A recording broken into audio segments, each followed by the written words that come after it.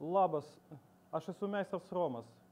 Dabar aš noriu Jums papasakoti apie pasirinkto kontūrą.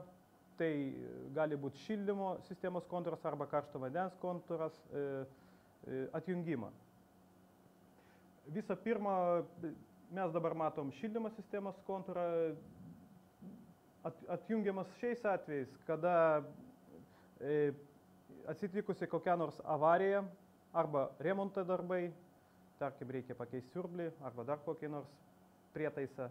Ir sezoninis atjungimas, tai čia šildymo sistemos pajungimas rudenį arba pavasarį, kada mes užbaigiam šildymo sezoną. Visą pirma, mes turim atjungus šildymo sistemos kontūrą išjungti šildymo sistemos siurblį. Tai va čia va bus. Dabar mes nueinam prie skydelio.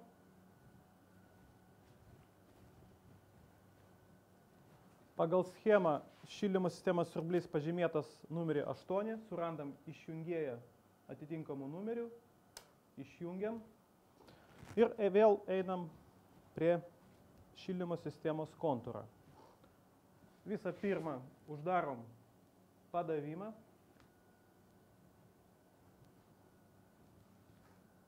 Iš abiejų pusių ir grįžtama linija.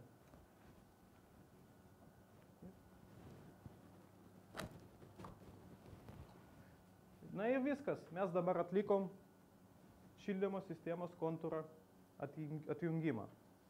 Pajungti šildymo sistemos kontūrą mes viską padarom tik tai atbuliniu, kaip sakoma, būdu. Tai pirma, atidarom lėtai grįžtamą liniją.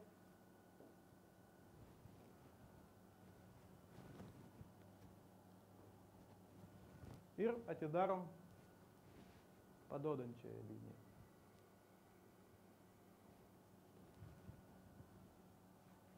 Nueinam prie skydelio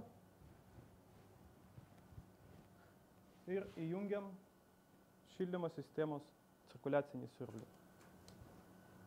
Dabar aš Jums parodžiau, kaip išjungti ir įjungti šildymo sistemos kontūrą.